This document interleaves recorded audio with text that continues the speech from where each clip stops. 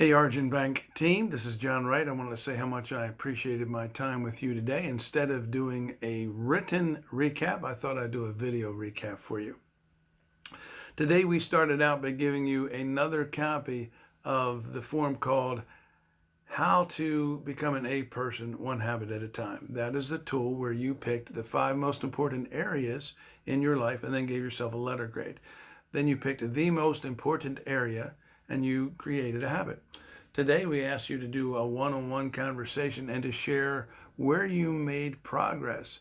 And you all made significant progress. The 3 people that I personally observed actually saw a letter grade. One went from a B plus to an A, one from a C to a B. Why is this important? A transformational leader manager is the kind of person that people follow because they want to. The kind of person that helps others get an A and that changes lives, inspiring families, communities, organizations, and the world to get better. If you Google transformational leadership, you'll find the 4 I's of transformational leadership, and the first I is idealized influence.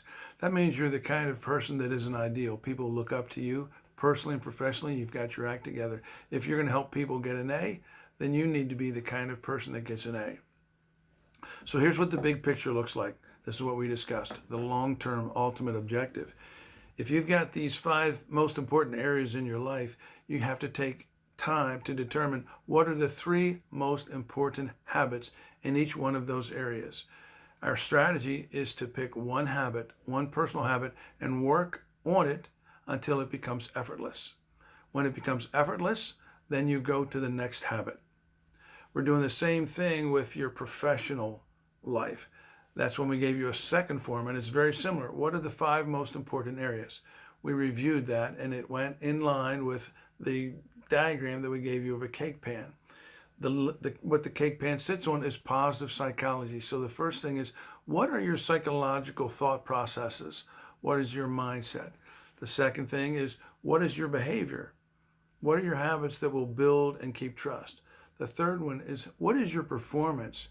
How is your ability to care for and to communicate with people? How is that going to build confidence in the team?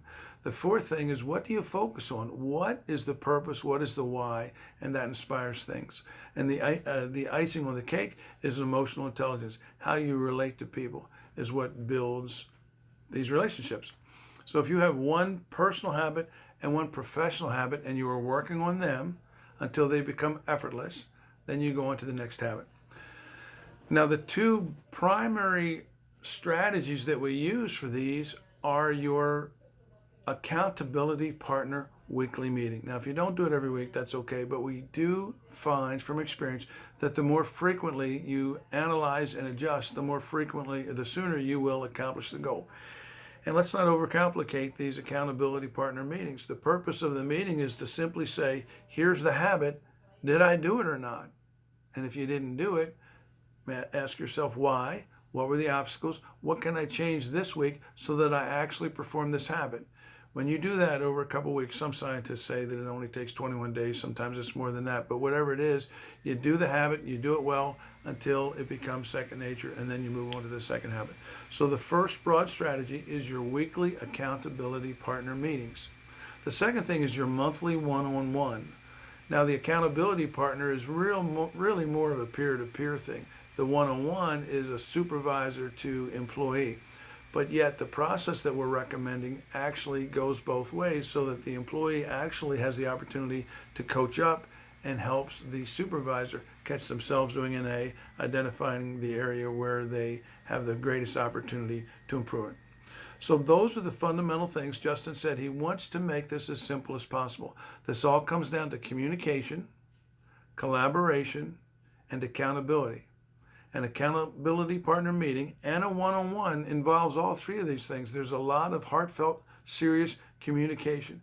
It takes 2 people, either the accountability partnership or the manager-supervisor relationship, and you're holding each other accountable. So if you'll work on those, I have confidence that you'll have great success again this month, and I look forward to being together with you all on July 27th. Take care.